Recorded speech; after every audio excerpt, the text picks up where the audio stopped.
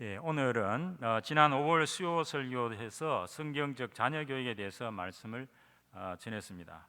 오늘은 자녀 교육에 더 나아가서 교회 전체가 후대 교육을 위해서 무엇을 어떻게 집중해야 될 것인지 본 말씀을 중심으로 말씀을 드리겠습니다. 성경 말씀 읽지 않았네요. 이사야 6장 찾겠습니다. 975면이 되겠습니다. 975면 이사야 6장 13절입니다. 이사야 6장 13절 975쪽 찾으셨으면 함께 합독하겠습니다. 시작. 그 중에 10분의 1이 아직 남아있을지라도 이것도 황폐하게 될 것이나 밤나무와 상수리나무가 배임을 당하여도 그 그루터기는 남아있는 것 같이 거룩한 씨가 이 땅의 그루터기라 하시더라. 아멘. 오늘 이 말씀을 중심으로 성경적 후대 집중이라는 제목으로 주님 주신 은혜를 함께 나누고자 합니다. 후대 집중은 우리 올해 교회의 첫 번째 기도 제목이므로 이 말씀을 통해서 그 내용을 알고 기도하면 더 큰 은혜가 될 줄로 믿습니다. 이사야서는 하나님의 구원을 성취하실 메시아의 오심과 고난 그리고 영원한 통치를 다루고 있으므로 구약의 복음서라고 합니다.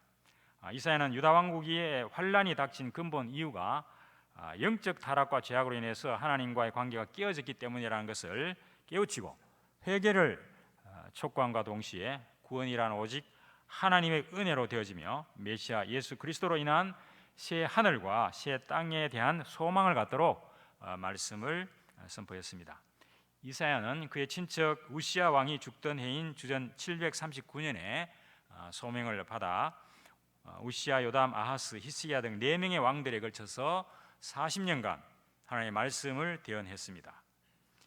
그 시대는 그 아수르와 애굽이 세계 지배권을 놓고 크게 충돌을 했는데 남유다는 처음에는 아수르 편을 들며 살아남으려고 하다가 후에는 블레셋과 애굽 때문에 반아수르 동맹에 가담하는 등 국제적으로 그 분쟁의 소용돌이 속에서 이 고통의 나날을 보냈을 뿐 아니라 국내적으로는 사회적 불의, 또 도덕적 타락, 종교적 불신 등이 퍼졌었는데 이사야는 그것을 강하게 비판하면서 회개를 촉구했습니다. 오늘 이 본문이 포함된 이사야 6장은 이사야를 예언자로 부르시고 그 사명을 주신 내용입니다. 6장 1절에서 4절에 우시야 왕이 죽던 해에 이사야가 보좌에 앉으신 하나님의 모습과 여섯 날개를 가진 천사 스랍들이 거룩하다 거룩하다 하고 이제 거룩한 하나님을 찬송하는 모습을 환상으로 보고 난 후에 5절에서 7절에 보면 죄인된 자신이 하나님 거룩한 하나님을 보았기 때문에 망하게 되었다고 그렇게 고백합니다. 이사야의 그 죄악된 마음과 행동을 다 드러내는 그 부정한 입술을 천사 스랍이 제단 숯불로 정결케 하자 하나님께서 8절에서 10절에 보면 그 사명을 주십니다. 이 8절에 내가 누구를 보내며 누가 우리를 위하여 갈고 하시니 그때 내가 이르되 내가 여기 있나이다 나를 보내소서 하며 그 부르심에 응답하게 됩니다. 하나님은 지금도 이사야처럼 하나님의 천명을 소명으로 받고 받은 미션을 목숨을 걸고 성취할 렘넌트 사명자를 찾고 계십니다. 하나님은 이사야에게 하나님의 말씀을 거역하고 불순종하는 유대 백성들을 엄하게 심판하시겠다는 사실을 전하라고 했습니다. 11절에서 12절에 이사야는 그렇다면 이러한 심판이 언제까지 계속될 것인지 하나님께 묻자 하나님께서는 완전히 파멸할 때까지 철저히 심판하실 것이며 그로 인해 온 나라가 황폐해지고 백성들은 이방 민족에게 포로로 잡혀가게 될 것이라고 말씀하십니다. 실제로 솔로몬 왕 이후에 유다 왕국은 북이스라엘, 남유다로 분단되었는데 북이스라엘은 주전 721년 아수르에게 포로로 끌려가고 남유다는 그 후 150년이 더 유지되었지만은 아수르를 멸망시킨 그 바벨론에 의해서 주전 586년에 포로로 끌려가서 70년간 그 노예 생활을 하게 됩니다. 그렇게 되니까 이 성읍들은 황폐하고 또 가옥들에 사람이 없고 밭에는 경작할 사람이 없는 그런 일이 벌어졌습니다. 그런데 오늘 본문 6장 13절에 보면 그 중에 10분의 1이 아직 남아 있을지라도 이거 철저하게 그 10분의 1 남아 있는 것마저도 완전하게 황폐하겠다는 말씀이죠. 그것도 황폐하게 될 것이나 밤나무 상수리 나무가 배임을 당하여도 그 그루터기는 남아 있는 것 같이 거룩한 씨가 이 땅에 그루터기니라 하시더라. 즉 이사야에게 그렇게 철저히 망하지만 그 중에 남은 자가 있다는 겁니다. 그 남은 자를 통해서 하나님의 역사를 이루겠다고 하는 그 소망을 이사야에게 주십니다. 유다가 다 망하는 것 같아도 남은 자가 있다는 것, 즉 그것이 이제 그루터기인데요. 이 그루터기를 우리가 남은 자 혹은 후대, 또 우리가 지금 그 다락방에서는 영어로 이것을 렘넌트 이렇게 부릅니다. 이 렘넌트 언약의 의미가 무엇이며 어떻게 이 후대에 집중을 할 수 있는지 우리 본문 말씀을 중심으로 살펴보도록 하겠습니다. 본론으로 첫째, 렘넌트를 살펴보겠습니다. 렘넌트의 의미를 살펴보겠습니다. 이사야 예언대로 남유다 시드기야 왕 때에 바벨론 왕 느부갓네살이 예루살렘을 점령하고 성전과 왕궁을 불태우고 백성들을 포로로 잡아갔으나 그 땅에 일부 가난한 자들을 남겨두어 가지고 포도원을 가꾸고 농사를 짓게 했습니다. 이사야가 말한 남은 자란 문자적으로는 이 아수르나 바벨론에 끌려가지 않고 이 본토의 남은 자를 말하지만은 이사야나 바울은 이 마지막까지 하나님을 믿고 구원받는 자들을 의미하는 말로 이 남은 자를 사용하고 있습니다. 이사야 10장 22절에 보면 이사야가 하나님이 아수르를 유다 심판의 도구로 사용할 것인데 남은 자만 돌아올 것이라고 예언했습니다. 이스라엘이여 내 백성이 바다의 모래 같을지라도 남은 자만 돌아오려니 넘치는 공의로 파멸이 작정되었음이라고 했습니다. 실제로 이 아수르 왕 산헤립이 주전 701년에 18만 5천의 군사를 이끌고 예루살렘을 침공하게 되죠. 그때 시스기야를 중심으로 한 유다의 남은 자들이 회개하고 하나님만 바라봄으로써 그 아수르 군사는 이사야 예언대로 하나님의 간섭으로 하루아침에 전멸하고 그 후 주전 612년에 바벨론에게 완전히 멸망을 했는데 이 아수르의 멸망은 곧 이스라엘의 구원이 되었습니다. 그 후 바벨론의 포로로 잡혀갔던 유다 백성들 중에 남은 자들이 70년 포로 후에 바벨론 고레스 칙령으로 다시 고국으로 돌아오게 됩니다. 이사야 11장에는 이새의 줄기에서 나실 메시아와 이스라엘의 남은 자를 돌아오게 하시는 예언의 말씀이 기록되어 있습니다. 이사야 11장 1절에 보면 이새의 줄기에서 한 삭이 나며 그 뿌리에서 한 가지가 나서 결실할 것이요 이렇게 했습니다. 10장에서 하나님의 심판을 받아서 꺾이고 배임을 당하는 것과 달리 보잘것없는 그 그루터기에서 나온 연약한 삭과 같은 메시아가 장차 오셔가지고 모든 대적을 물리치고 위대한 구원을 성취하게 되며 이스라엘의 남은 자를 온 세계에 불러 모아서 평화와 승리의 나라인 새 예루살렘을 이루실 것을 예언했습니다. 이사야의 예언 이후에 700년이 지나서 실제로 예수 그리스도께서 이 땅에 오심으로 그 예언이 그대로 성취되었습니다. 신약 시대에는 오순절 성령 강림으로 유대인들과 이방인들을 포함한 신약 교회가 세워짐으로써 그 남은 자의 예언이 또 일부 성취됩니다. 궁극적으로는 이 그리스도의 재림을 통해서 완전한 메시아 왕국이 도래하고 택함 받은 성도들 곧 남은 자들이 모두 천국에 들어감으로써 남은 자에 대한 예언은 완전히 성취되어질 것입니다. 이 남은 자 사상은 우리가 열왕기상 19장 18절에도 나타나는데요. 우리 성도님이 잘 아시듯이 엘리야가 갈멜산에서 바알 선지자 450명과 싸워서 이겼지만 그 아합과 이세벨이 죽이려고 하자 도망해서 호렙산에 도착하게 됩니다. 선지자는 오직 자기만 남았다고 하나님께 하소연하자 하나님께서는 바알에게 무릎 꿇지 않고 남은 자가 7,000명이다 이렇게 말씀하셨습니다. 바울은 로마서 9장 11장에서 이 남은 자의 구원을 종말론적으로는 구원받을 영적 이스라엘이다 이렇게 해석했습니다. 제가 지금까지 말씀드린 이 그루터기, 렘넌트, 남은 자의 의미를 요약하자면 이 그루터기에서 나온 연약한 삭과 같은 메시아 예수 그리스도가 아브라함과 다윗의 계보를 통해서 이 땅에 오셔서 사탄이 지배하는 이 세상에서 환난과 핍박 속에서도 끝까지 믿음을 지키고 남은 자, 영적 이스라엘은 하나님의 택한 백성들을 구원하시고 장차 재림에서 오실 때 그들을 새 하늘과 새 땅으로 인도함으로써 이사야의 예언이 반드시 성취된다는 것입니다. 그런데 우리 다락방 이 전도 메시지에서 이 렘넌트라는 말을 흩어진 자, 숨겨진 자, 또 남은 자, 남는 자, 남을 자, 남길 자 이런 여러 가지 용어를 사용하는데 이게 다 이제 렘넌트라는 의미로 사용이 되고 있습니다. 그리고 미래를 살리기 위해서 준비된 하나님의 일을 감당할 언약의 후대, 이것을 이제 렘넌트라는 의미로 사용을 하고 있습니다. 이 그루터기의 뿌리는 예수 그리스도의 복음이죠. 그 그루터기는 복음의 뿌리를 내리고 남은 자이고, 남는 자는 그 그루터기에서 돋아난 새순이고, 남을 자는 그 새순이 자란 나무이고, 또 남길 자는 그 나무가 숲을 이루어서 흩어졌던 남은 자들이 모두 돌아와서 세계 복음화를 완성하는 자들이다 하는 이런 뜻으로 이 렘넌트 혹은 또 이 남은 자를 그렇게 확대 해석하고 있습니다. 한마디로 우리 성경 말씀과 같이 이 렘넌트라는 말은 언약을 잡은 그 언약의 후대, 이것을 이제 렘넌트라는 용어로 사용하고 있다는 것을 우리가 한 번 더 확인할 필요가 있겠습니다. 두 번째로 렘넌트 후대에 집중을 왜 해야 되는가, 그 부분을 우리 한번 살펴보도록 하겠습니다. 이 시대 청소년들이 처한 그 상황을 보면 우리가 왜 렘넌트 후대에 집중을 해야 되는지 그것을 우리가 알 수가 있는데요. 먼저 학교 폭력과 청소년 자살률을 한번 살펴보겠습니다. 청소년 학대, 아동 청소년 학대의 80%가 가정에서, 부모나 그 친척들에 의해서 일어난다는 것입니다. 그리고 학교 폭력으로 인한 고통이 증가하고 자살을 생각하는 학생들이 늘어나는 그런 심각한 수준입니다. 최근 통계에 따르면 학교 폭력이 가장 많이 일어나는 시기가 중1, 2학년 때라고 합니다. 근데 학교 폭력을 처음 당하는 시기는 초등학교 1, 2, 3학년 시절인데 31%가 이 1, 2, 3학년에서 발생한다고 조사가 되었습니다. 과거 폭력은 주로 신체 폭력이었다면 지금은 휴대폰이나 인터넷을 통해서 언어 폭력, 사이버 폭력 이런 것이 이제 증가하고 있습니다. 언어 폭력이 41%로 가장 많고요.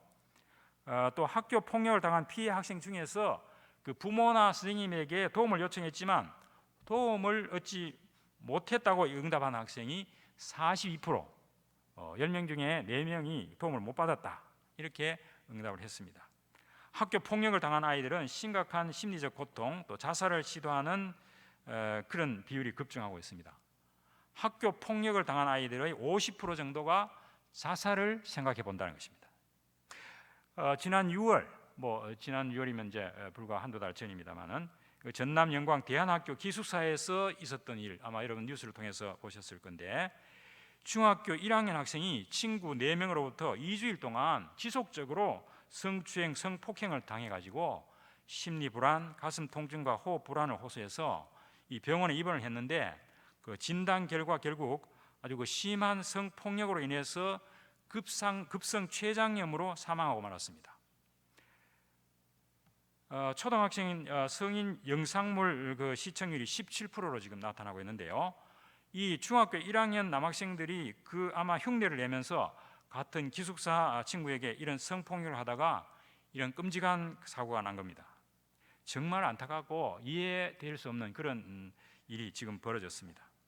이 남자아이들끼리 이런 일을 벌이다가 사고가 났는데, 앞으로 이 동성애 차별 금지법이 통과된다면 뭐 이런 일이 들불처럼 걷잡을 수 없이 번질 거 아닌가, 이런 염려가 되어집니다. 차별 금지법 통과를 우리가 반드시 막아야 될 이유가 또 여기에 있다고 하겠습니다. 또 우리나라는 세계가 주목할 만큼 빠른 이 경제 성장을 이루었지만은 자살률은 지난 13년간 그 OECD 국가 중에서 세계 1위라고 하는 그 불명예를 안고 있습니다. 2018년 현재 OECD 국가의 인구 10만 명당 자살자의 평균이 11.2명인데 우리나라는 26.6명으로 2배나 됩니다. 2019년 현재 교통사고 사망률은 2010년에 비해서 68% 줄어든 그 3,349명인데 비해서 자살자는 오히려 98% 늘어나가지고 12,889명으로 한 해에 말이죠. 교통사고 사망자에 비해서 4배나 더 많은 그 통계가 이제 자살자다, 이런 거죠. 여기서 이제 중요한 부분은 또 최근 5년간 이 청소년 9세에서 24세 사이에 이 자살률이 연평균 5.2%로 늘었다는 겁니다. 이것은 주로 학교 폭력, 학업 성적 스트레스 이런 것이 주 원인이 되는데, 청소년 사망 원인의 1위가 이 자살이라고 밝혀졌습니다. 그리고 청소년의 우울증, 인터넷 중독, 약물 중독 등을 우리가 또 살펴볼 필요가 있는데요. 청소년 우울증 발생 비율이 성인보다 더 높은 추세입니다. 학업과 진학 또 친구 관계에서 오는 스트레스가 많은 탓입니다. 미래의 꿈을 가지고 탐색해야 될 시기지만 이 대학 진학이라고 하는 지상 과제를 위해서 공부 기계라고 할 만큼 그런 공부 기계로 전락하고 있는 이 현실을 감안한다면 이 우울증이 생기지 않는 게 오히려 이상하지 않는가 하는 생각이 들 정도입니다. 이 초등학교 6학년의 서영이라는 아이가 4학년 때까지는 공부도 잘하고 학교 생활도 잘했는데 5학년 2학기부터 짜증이 많아지고 책상에 멍하니 앉아 있는 경우가 많아졌는데 그가 어느 날 모든 게 힘들어요. 미쳐버릴 것만 같아요. 난 우리 반에서 제일 미련하고 못생기고 쓸모없는 인간인 것 같아요. 뭘 해도 재미없고 게임할 때만 힘든 기분을 느끼지 않아요. 라고 고백한 기사가 인터넷에 올라왔습니다. 이것은 청소년 우울증의 한 예에 불과하다고 할 수 있습니다. 또한 청소년 인터넷 중독은 최근 통계에서 9세에서 19세 청소년의 13%, 유아동의 5% 정도로 밝혀졌고요. 청소년 10명당 거의 1명꼴인데 이게 이제 인원으로 환산하면 한 100만 명 정도. 이 중에서 인터넷 중독인데 이 고위험군은 20만 명 정도라고 하는 겁니다. 이 고위험군은 주로 게임 중독 현상으로 나타나고 있습니다. 이 중독 현상은 결국 사회적인 고립, 또 학습 부진, 우울증, ADHD, 충동 조절 장애, 사회 공포증, 인격 장애, 자살 등을 동반할 확률이 굉장히 높습니다. 청소년 흡연율도 2017년 7%, 2018년 담배 구매 경험 못 팔게 돼 있지만은 34%가 청소년들이 담배를 구입하고 있습니다. 올해 1월에서 4월까지 마약류 단속 건수가 3,778건인데 이 중에 15에서 19세 청소년이 63건으로 나타나 있습니다. 청소년들이 마약을 하다가 잡혔다 그런 이야기가 되겠습니다. 또한 이 사회적 환경은 어떻습니까? 최근 뉴스에서 어른들의 부패 행동과 거짓말, 또 대도시의 도지사나 시장들의 성추행, 자살 뿐만 아니라 심지어 교회 목회자나 교인들의 추행이 끊이지 않는다는 게 뉴스에 계속 나오고 있습니다. 청년 취업준비생이 지난해 117만 명이었는데 올해는 130만 명이 넘을 것으로 예상이 되고 있습니다. 청년 취업 기회가 점점 더 좁아진다 그런 이야기가 되겠습니다. 이뿐만 아니라 우리가 국제적으로는 뉴에이지나 프리메이슨, 유대인 조직 3단체 많은 이야기를 들었습니다. 렘넌트들을 끌어들이기 위해서 강대국을 통해서 인재라는 지렛대를 빼앗고 접신 운동을 매개로 해서 귀신 들리게 하고 문화를 도구로 전 세계에 영향을 줍니다.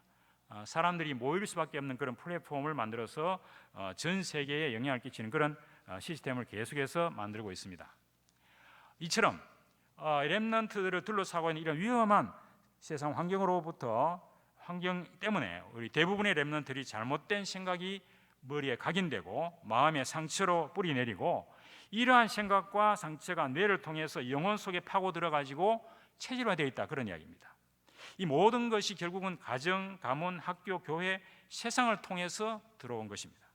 이 후대들을 우리가 어떻게 해야 되겠습니까? 그래서 세 번째로 이 삶 서밋 후대 운동에 대해서 먼저 살펴보겠습니다. 이 렘넌트 후대들을 살릴 수 있는 길은 오직 복음밖에 없다. 그렇게 우리가 결론 내릴 수밖에 없습니다. 우리 렘넌트들을 이러한 세상 속에서 구해내 가지고 영적 서밋, 기능 서밋, 문화 서밋의 주역으로 세우는 후대 운동을 우리가 전개해야 된다. 서밋이란 최고의 수준을 말합니다. 단순히 내 자녀만 아니고 우리 교회의 모든 후대, 한국 교회의 믿는 모든 후대들을 삶 서밋에 세우는 이 후대 운동을 전개해야만 사탄에 잡혀 있는 세상을 하나님 나라로 변화시킬 수 있습니다. 그렇다면 우리 삶 서밋 후대 운동을 어떻게 해야 되겠는가? 그것을 한번 살펴봅시다. 첫 번째 영적 서밋입니다. 이 영적 서밋이라는 말을 우리가 많이 듣는데요. 먼저 자신을 향한 하나님의 계획과 절대 언약을 발견해야 됩니다. 빌립보 2장 13절에 보면 너희 안에서 행하시는 이는 하나님이시니 자기의 기쁘신 뜻을 위하여 너희로 소원을 두고 행하게 하시나니 이렇게 말씀합니다. 즉 렘넌트들의 삶은 우연의 연속이 아니고 하나님의 계획하신 그 분명한 설계도가 있고 목적이 있음을 확신하도록 우리가 이 렘넌트의 이야기를 해야 되고 이 절대 계획은 나의 비전이 아니라 하나님이 나를 향한 비전이기 때문에 아무도 막을 수 없다고 하는 사실, 그리고 내가 생각하는 나의 인생보다도 하나님이 계획하신 내 인생이 훨씬 크고 위대하다고 하는 이 사실을 우리 렘넌트들에게 심어줘야 된다 그런 이야기입니다. 그리고 요단강 앞에 선 여호수아가 믿음으로 한 걸음 내디딜 때 그 계획이 성취되기 시작한다고 하는 사실도 우리가 강조해야 되겠습니다. 성경의 7 렘넌트 모두 하나님의 절대 계획을 가지고 먼저 하나님이 부르시고 그들을 통해서 하나님이 이루시고자 하는 계획을 이뤘다고 하는 이 사실을 볼 때 우리 개개인 렘넌트 한 사람 한 사람, 이 도매금이 아니고 그래서 핸드메이드라는 말을 합니다. 하나님이 직접 자기 손으로 이 아이들 한 사람 한 사람에 대한 그 계획을 가지고 계신다고 하는 사실입니다. 그래서 그 마음의 깊으신 뜻을 따라서 소원을 두고 계신다, 이렇게 말씀하고 있습니다. 이 사실을 우리 렘넌트들이 분명히 깨닫고 확신하도록 해야 용기를 낼 수가 있겠습니다. 그럼 우리 렘넌트들이 영적 서밋이 되기 위해서는 하나님께서 주신 자신의 달란트를 발견하고 그 달란트를 통해서 하나님의 절대 계획을 실현하는데 꼭 잡아야 할 절대 언약을 그 말씀 묵상과 기도를 통해서 발견해야 됩니다. 말하자면 자신의 CVTIP를 발견하고 찾아야 합니다. 이 언약, 비전, 꿈, 이미지, 실천을 통해서 자신의 천명, 소명, 사명을 절대 언약으로 잡고 깊은 말씀 묵상으로 복음을 각인하고 깊은 기도로 이 성령 충만하게 될 때 하나님은 그를 영적 서밋에 세우실 것입니다. 렘넌트들이 이 미션을 발견해서 영적 서밋에 설 수 있도록 우리 모든 성도님들이 최선을 다해서 도와야 할 책임이 우리에게 있다, 그렇게 말씀드릴 수 있습니다. 이 절대 언약은 결코 변하지 않는 하나님의 언약을 말하는데, 부활하신 예수님이 제자들에게 승천하시기 전에 마지막에 그 마태복음 28장 18절 20절 말씀하셨죠. 이게 이제 제자들에게는 절대 언약이고 미션이고 천명이었습니다. 세계 복음화라고 하는 이 언약은 모든 성도들에게 다 해당이 되지만 그것을 각자 달란트에 따라서 실현할 수 있는 절대 언약은 각기 다를 수 있습니다. 말하자면 각자 평생 언약을 잡을 수 있어야 된다, 그런 말씀입니다. 절대 언약을 잡는다는 것의 그 실제 예를 우리 렘넌트들에게 쉽게 설명을 한다고 하면, 미국의 16대 대통령이었던 링컨은 그 가난한 환경에서 어릴 때부터 어머니가 가르쳐준 성경 말씀의 언약을 굳게 잡고 인생의 여정에서 12번의 큰 실패를 하게 됩니다. 그런 그 가운데서도 흔들리지 않고 51세의 미국 대통령이 되죠. 그런 갈라디아 3장 28절 말씀, 너희는 유대인이나 헬레인이나 종이나 자유인이나 남자나 여자나 다 그리스도 예수 안에서 하나이니라. 이 말씀을 링컨은 절대 언약으로 잡았습니다. 이 말씀을 성취하는 것이 자신의 미션, 즉 자신의 사명으로 알고 그 당시로는 도저히 절대 불가능했던 이 흑인 노예 해방, 그 남부에 있는 사람들 흑인 노예를 통해서 목화밭에서 일구는 시간 노동력이니까 절대 반대했죠. 그래서 결국은 남북 전쟁을 치르는 그런 치열한 그런 전투 속에서 이 흑인 노예 해방을 드디어 이루어냅니다. 그래서 미국 남과 북을 하나로 통합하는 그런 위대한 그 대통령이 됐죠. 지금도 미국 워싱턴에 가면 그 링컨 기념관이 있는데 미국 사람들이 가장 존경하는 그 대통령으로 이렇게 기념을 합니다. 결국 이 링컨이 그런 일을 통해서 이 말씀의 실현, 남자나 여자나 다 헬라인이나 유대인이나 자유인이나 종이나 다 하나님 안에서 동등하다, 하나다라고 하는 이 말씀을 평생 언약으로 잡고 그것을 실천했다, 그런 말씀이 되겠습니다. 우리 렘넌트들도 자기의 달란트를 확인하고 그 달란트를 실현할 현장에 맞는 그런 자기의 평생 언약을 잡아야 되는데, 그 미션을 실천한 것이 바로 사명이 되겠습니다. 예를 들면 내가 받은 달란트가 아이들을 가르치는 일이라면 교사가 되는 것이 소명이고, 이 교실 현장에서 아이들을 가르치면서 그들에게 복음을 전한다면 그것이 바로 사명이 되겠죠. 그래서 이때 절대 언약은 우리가 요한복음 21장 15절 내 어린 양을 먹이라, 이런 말씀이 평생 잡을 언약이 될 수도 있겠습니다. 이렇게 우리가 아이들에게 쉽게 세계 복음화라고 하는 것은 다 우리에게 해당된 거지만은 각자 달란트에 따라서 자기가 평생 절대 언약으로 잡아야 될 것을 찾을 수 있도록 그래서 우리가 도와줘야 된다. 우리 담임 목사님께서 우리 교회 향후 50년을 바라보면서 렘넌트들을 영적 서밋에 세우기 위해서 평생 스쿨, 기도 스쿨을 제안하셨습니다. 하나렘 어린이집, 전일제 하나 서밋 스쿨, 방과후 지혜학교 이걸 포함한 그 하나 렘넌트 서밋 스쿨을 통해서 유초 중고 렘넌트들을 복음만 해서 전인 교육을 실시할 수 있는 그 평생 스쿨 시스템을 구축하자 하는 이야기입니다. 올해부터 우리 초등학교 1학년 하나 서밋 스쿨이 개교되었습니다. 지금 복음 교육을 잘 하고 있습니다. 2학기부터는 초중고 렘넌트를 대상으로 방과후 지혜학교를 통해서 복음 교육을 실시할 겁니다. 중장기적으로는 초중고 전일제 대안학교까지 우리가 개교를 염두에 두고 있는데요. 그때가 되면 유초 중고까지 우리 교회에서 완전한 이 평생 스쿨 시스템을 통해서 이 세대를 살릴 복음 엘리트, 영적 엘리트를 길러낼 수 있을 것입니다. 그리고 오직 그리스도 하나님의 나라 성령 충만의 언약 말씀에 대한 묵상과 기도로 예배드리는 가운데 다가올 4차 산업시대를 이끌어가는 이 달란트를 개발하도록 우리가 도와주고, 또 이 방향에 따라서 전도와 연결되어서 올인할 수 있는 그런 직업을 찾도록 교회가 병행이 되어야 한다고 말씀하셨습니다.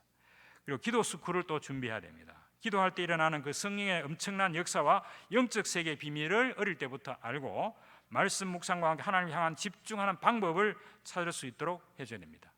렘넌트 개개인이 기도 응답의 구체적인 체험을 할 수 있도록 이 기도 스쿨을 통해서 이렇게 우리가 도와줘야 되는데, 앞으로 우리 교회 앞에 있는 그 RUTC 교육관을 통해서 렘넌트들이 언제든지 와서 본부 메시지나 강단 메시지를 영상으로 시청을 하고 말씀을 묵상하면서 삶 서밋을 위해서 개인적으로 기도할 수 있는 그런 영상 시청 겸용 개인 기도실 내지는 독서실 같은 것을 우리가 계획하고 있는데요. 이것이 이제 이루어져야 될 것 같습니다. 현장에서 영적 문제로 고통당하는 사람, 또 마음과 정신이 혼미한 자, 병들어서 신음하는 영혼이 많습니다. 하나님 렘넌트들의 걸음을 통해서 이들을 치유하시기를 원합니다. 아무도 영적 사실을 볼 수 없고 답을 가질 수도 없고 시대의 재앙을 막을 수 없기에 렘넌트를 영적 서밋으로 부르시고 이 시대를 치유하기 위해서 이들을 부르십니다. 이것이 렘넌트 운동의 목표입니다. 그래서 이제 우리 렘넌트들이 정말 이 유일한 복음을 붙잡고 재창조의 능력을 힘입어서 완전한 승리자로 그리스도의 증인으로 설 수 있도록 우리가 기도해야 될 겁니다. 모든 성도님들이 이제 이 렘넌트의 영적 서밋 운동을 적극 지원해 주시기를 주님의 이름으로 부탁드립니다. 두 번째, 기능 서밋에 대해서 살펴보겠습니다. 절대 언약 속에 미션을 잡고 영적 서밋에 서면 하나님이 주시는 영적인 능력이 생기고 미래가 보여집니다. 사람 살리는 그 전도와 선교의 절대 여정을 가면서 증인의 삶을 살게 되는 겁니다. 그 절대 여정에 따라서 오는 것이 기능 서밋입니다. 이 기능 서밋은 자신이 하나님께 받은 그 달란트를 확인하고 그 달란트로 미션을 수행할 수 있도록 인턴십을 통해서 그 기능을 향상시키는데, 한마디로 말하면 실력을 향상시킨다 하는 그런 뜻이 되겠습니다. 인턴십은 흔히 우리가 어른이 아이에게 또는 교사가 학생에게 혹은 전문가가 초보자에게 그 기능을 전수하는 과정을 우리가 인턴십이라는 말을 하는데요. 더 중요한 것은 하나님과의 소통입니다. 하나님과 소통하는 방법은 말씀 묵상과 기도죠. 절대 언약을 잡고 절대 여정을 가면 하나님이 그 인턴십을 행하시고 그 길을 보여주신다. 다시 말해서 이 과정에서 필요한 인턴십을 그 전문가들을 하나님께서 또 그런 환경을 붙이신다, 그런 말씀이 되겠습니다. 이것은 우리가 성경에서 확인할 수 있는데, 요셉이 17세에 하나님 주신 꿈을 통해서 총리의 미션을 벌써 어릴 때부터 잡았습니다. 아버지가 그 형들에게 가보라고 해서 그 세겜까지 갔는데 형들이 없었습니다. 그래서 보통 아이들 같은 건 집으로 돌아올 건데 물어가지고 도단성까지 가는 그 아버지의 심부름을 철저하게 하는 그런 전달자로서 인턴십을 했고, 그러다가 또 이제 형들의 미움을 받아서 애굽의 노예로 팔렸지 않습니까? 친위대장 보디발 집에 총무로 가서 최선을 다하면서 거기서 경제 인턴십을 하게 됩니다. 그리고 누명을 쓰고 다시 감옥에 갔죠. 간수장의 총무로 장관들의 꿈 해석으로 신뢰를 얻어가지고 거기서 또 정치 인턴십을 하게 됩니다. 그 애굽 나라에서 공직에 나가려고 하면 30세가 돼야 되는데 하나님께서 딱 30세가 되었을 때 아주 절묘한 타이밍에 이 바로 왕이 꿈을 꾸게 하고 요셉이 그 꿈을 해석함으로써 바로 이 애굽의 총리가 되는 이 길을 하나님께서 이미 예비하시고 요셉을 그 길로 인도하셨다, 그런 이야기죠. 우리 렘넌트들에게도 자신의 달란트 기능을 개발하기 위한 이 인턴십을 할 수 있도록 이런 여건을 우리 교회에서 마련해 줘야 되는데, 렘넌트들이 각자 달란트 재능을 찾아서 실력을 쌓도록 우리 교회에 있는 산업인 전문인, 더 나아가서 우리 교단에 그런 산업인 전문들이 많이 있습니다. 그런 분들이 인턴십을 해주고 각 전문 현장을 체험하면서 자신의 진로를 점점 더 분명하게 할 수 있는 그런 기회를 제공해주고, 또 학업 향상을 위해서 여러 가지 도움을 또 우리가 제공해줘야 됩니다. 그래서 렘넌트가 절대 언약을 잡고 미션이 분명하다면 하나님께서 요셉처럼 그 달란트를 개발할 수 있는 전문인을 붙이시고 전문 체험 현장으로 인도하실 거다 하는 겁니다. 그런데 이제 이러한 그 기능 서밋을 하기 위해서는 여러 가지 어려움이 따를 수 있죠. 요셉도 마찬가지입니다만 광야 40년이라는 그 여정이 남아 있습니다. 그래서 우리가 이런 과정을 요셉이 그런 그 어려운 가운데서도 하나님께서 그와 함께 한다고 하는 것을 알기 때문에 불평하지 않고 오히려 감사하고 또 하나님이 어떻게 나를 인도하실까 하는 기대를 가졌던 것처럼 우리가 가다가 이런 일을 할 때 어려움이 분명히 닥칠 수 있다. 그러나 임마누엘 하나님이 위도 임마누엘 원네스 너와 함께 하신다고 하는 이 사실을 분명히 심어줘서 중간에 가서 실패해도 다시 일어설 수 있도록 그런 용기를 우리 렘넌트들에게 이야기해 줄 필요가 있습니다. 유대인들은 가정에서부터 인턴십을 시작합니다. 어릴 때 부모로부터 쉐마, 토라 또는 탈무드 같은 것을 통해서 철저하게 신앙 교육을 하고 또 한 가지 이상의 기능 교육을 반드시 시킵니다. 13살이 되면 성인식을 하죠. 자신의 꿈과 진로에 대해서 친척들에게 선포하고 그 성인으로서의 책임을 다할 것을 다짐하는데, 그때 그 친척들이 모여서 여러 많은 그 축하금을 주게 됩니다. 그래서 이 친구가 이제 나중에 그 이스라엘은 남자나 여자나 다 군에 가야 되기 때문에 군에 가기 전에 어디를 가면은 내 달란트를 이렇게 더 연마할 수 있을까 찾아가지고 그 군에 지원을 하고, 거기에 군에 들어가서 자기 달란트를 그 개발할 수 있는 기회를 주기 때문에 거기서 그렇게 닥죠. 이스라엘은 특히 전자 쪽 뭐 이런 쪽은 굉장히 그 군대에서 많은 그 인턴십을 할 수 있다고 합니다. 그래서 나와서 그 전에 모아놨던 그 축하금을 종잣돈으로 해서 벤처 기업을 창업하는 이런 일을 그 이스라엘 청년들이 하고 있다는 겁니다. 바로 이게 이제 유대인 교육이 오늘 세계를 움직이는 그 인재를 길러내는 그런 그 중요한 포인트가 되는 거죠. 우리 담임 목사님께서 이 기능 서밋을 위해서 요람에서 무덤까지 세대별 신앙 교육을 통해서 렘넌트가 렘넌트를 살리고 또 파송하는 그런 렘넌트 운동을 본격화해야 된다, 이런 제안을 하셨습니다. 부부간의 가정 언약에서부터 시작해가지고 태영아부는 요괴배처럼 부부 포럼, 유치부는 사무엘처럼 근본 언약, 초등부는 디모데처럼 기초 언약과 습관 형성, 중고등부는 다윗처럼 믿음과 실력을, 대학부는 엘리사처럼 전문성, 청년부는 이사야처럼 세상 정복, 장년부는 바울처럼 제자 양육, 노년부는 다윗처럼 인생 작품 등등, 이렇게 총체적인 그 생애 프로그램을 우리가 만들어서 이 과정에서 초등부는 언약식, 중등부는 성인식, 고등부는 사명식, 대학부는 파송식, 청년부는 임직식 과정을 통해서 이 237 나라 살리는 시스템을 만들어야 된다, 그런 비전을 말씀하셨습니다. 그래서 평생 달란트를 찾는 것이 성인식이고, 이 달란트를 완전히 전문화시키는 것이 사명식이고, 오직 유일성 재창조 응답을 받게 되는 것이 파송식이다. 그래서 우리 교육부서에서는 목사님 이런 방침에 따라서 이런 시스템을 지금부터 준비해야 될 줄 믿습니다. 또한 하나 렘넌트 서밋 스쿨, 또 앞으로 치유 상담 센터 같은 것을 통해서 이런 각종 상담, 학업 코칭 프로그램들을 우리가 제공해야 되는데요. 뭐 심리 상담, 학업 신앙 또는 치유 상담, 뭐 자기 주도 학습, 창의성, 뇌개발, 감성지능 등등 이런 여러 가지 프로그램들을 우리가 준비를 하고 있는데, 이런 것들로 실제적으로 아이들이 실력을 키울 수 있도록 우리 교회에서 이런 기회를 제공해 줄 필요가 있습니다.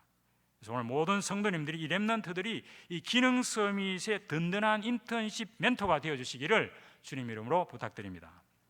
마지막으로 문화 서밋에 대해서 말씀드리겠습니다. 분명한 절대 언약이 있고 그 여정을 간다면 결국 절대 목표가 보이고 인생 포럼이 되어지는 겁니다. 이 절대 목표는 하나님과 나 사이 이면 계약이 이루어지는 거죠. 그 속에서 하나님은 문화 서밋의 축복을 주시게 됩니다. 신앙생활 속에서 평생 받을 응답이 바로 문화 서밋이고, 그 인생 작품을 통해서 인생 포럼이 이루어지는데요. 역시 요셉을 통해서 우리가 형들 앞에서 자기 꿈을 이야기했습니다. 보통 우리가 꿈 이야기하면 그냥 뭐 그렇나 하고 지나가는데, 지난 며칠 전에 어느 목사님으로부터 말씀을 들었는데, 그 형들이 그 꿈을 듣고 그 요셉을 미워했다는 것은 이 꿈이 보통 꿈이 아니고 이게 이루어질 가능성이 상당히 많다는 거죠. 굉장히 마음에 부담을 느꼈다는 겁니다. 그래서 요셉을 미워했다, 그렇게 이야기를 하시던데 굉장히 일리 있는 말씀이라고 생각됩니다. 그처럼 두 번이나 꿈을 꾸면서 요셉은 그 꿈을 분명하게 잡고 있었다, 그런 이야기가 되겠죠.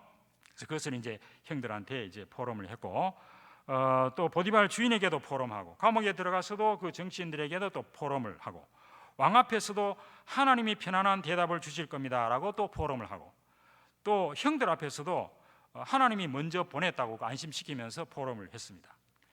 요셉 자신이 임종할 때 보면 그 유골을, 자기가 죽으면 그 유골을 출애굽할 때 메고 가서 저 가나안 땅에 묻어달라고 마지막 유언을 합니다. 이것은 요셉이 뭡니까? 앞으로 예수 그리스도가 바로 이거는 이제 자기 부모로부터 들었겠죠. 아브라함, 이삭, 야곱을 통해서 창세기 12장에 나타나 있는 그 자기 가계를 통해서 메시아 예수가 오신다는 사실을 요셉이 알고 있었다는 겁니다. 그렇기 때문에 그 가나안 땅에 나를 묻어달라라고 하는 것은 오실 메시아 예수 그리스도를 바라보았다는, 그 복음이 확실했다는 그런 뜻이 되겠죠. 그런 포럼을 자녀들에게 합니다. 그래서 우리 렘넌트들도 요셉처럼 각자 받은 달란트를 개발해서 이 기능 서밋이 되고, 기능 서밋을 통해서 절대 언약의 미션을 성취하고, 또 이제 인생 작품으로 이 세상 문화, 사탄의 문화를 복음 문화로 개혁하는 그런 문화 서밋이 되도록 우리 교회가 적극적으로 밀어줘야 되겠습니다. 이 문화 서밋이라는 것은 뭐 마지막에만 하는 것이 아니라, 아까 요셉처럼 그 언약의 여정을 걸어가는 과정에서 하나님이 지금 나와 이렇게 함께 하신다, 하나님이 여기 계신다라고 하는 것을 주변 사람들에게 포럼할 때 그게 곧 세계 선교가 되고 또 복음 전도가 되어지는 것이죠. 그래서 이제 우리 렘넌트들이 237 세계 복음화, 지금 최근 메시지 중에 17,000 미전도 종족, 그 지난 수요일 우리 박그레이 목사님께서 그 중에 전방 미전도 종족이라는 말을 하셨는데, 5,000개의 그 종족은 한 번도 자기 나라 말로 복음을 들을 수 없는 그런 그 사람들이라는 거죠. 이제 우리가 내년부터 이런 빈 곳을 찾아서 선교해야 된다고 하는 메시지가 계속 나오는데, 우리 하나교회 렘넌트들이 그런 곳에 들어가서, 아니면 거기 있는 사람 불러내서 이 빈 곳에 복음을 전하는 그런 일들을 실천해야 될 기회가 왔다, 그렇게 생각이 됩니다. 이제 모든 성도님들이, 우리 교회 렘넌트들이 그러한 문화 서밋으로 키워내는 그런 포럼에 적극적으로 동참해 주시기를 주님 이름으로 부탁드립니다. 결론입니다. 말씀을 마무리하겠습니다. 우리가 절대 계획, 언약, 여정, 절대 목표이라고 하는 이 절대라는 말은 하나님께만 해당되는 말입니다. 인간에게는 절대라는 말이 있을 수가 없죠. 그것은 복음으로 생명을 살리는 여정이고 반드시 이루어진다고 하는 그런 의미가 그 절대라는 말 속에 들어 있습니다. 그래서 우리는 이런 절대 제자로 부름을 받았기 때문에 우리 후대에게 이 사실을 전달해야 될, 전수해야 될 책임이 우리에게 있다. 우리 렘넌트들을 절대 계획, 절대 언약 속에서 이 미션을 수행하는 영적 섬에 서게 하고, 절대 여정 속에서 인턴십으로 기능 섬에 서게 하고, 절대 목표 속에서 포럼으로 문화 섬에 서도록 우리가 도와야 된다. 그래서 아무도 막을 수 없는 것, 그것은 바로 복음이 들어가는 곳마다 변화되고 살아나는 겁니다. 거기에 복음 가진 사람이 바로 렘넌트이고, 하나님은 이 절대 계획이 바로 렘넌트이고 최고의 사역이 렘넌트 사역이다, 이렇게 말씀하고 있습니다. 지난주 우리 목사님께서 마태복음 6장 33절 말씀하셨는데, 여기에 모든 것을 건 사람에게 하나님께서는 모든 축복을 여기에 쏟아 부으실 겁니다. 렘넌트 사역이 이제는 단순한 사역을 넘어서 렘넌트가 렘넌트를 살리고 복음 없는 시대에 답을 주는 그런 렘넌트 운동으로 확산되어야 합니다. 사무엘상 2장에 나오는 엘리 제사장은 자녀교육에 실패했죠. 그뿐 아니라 이스라엘의 위대한 다윗 왕도 어떻게 됩니까? 자기 아들 교육, 후대 교육 잘못해가지고 압살롬 자기 아들로부터 왕국에서 쫓겨나서 이렇게 도망하는 그런 수모를 당하고, 또 이 솔로몬이 처음에는 잘했는데 나중에는 그 우상 숭배하는 그 왕후들 때문에 나중에는 이 완전히 우상 숭배하는 쪽으로 빠졌지 않습니까? 그래서 결국은 이 북이스라엘 남유다로 이 나라가 둘로 쪼개지고, 그렇게 됨으로써 나중에 아수르와 바벨론의 포로로 잡혀가는 그런 불행한 역사를 기록하고 말았습니다.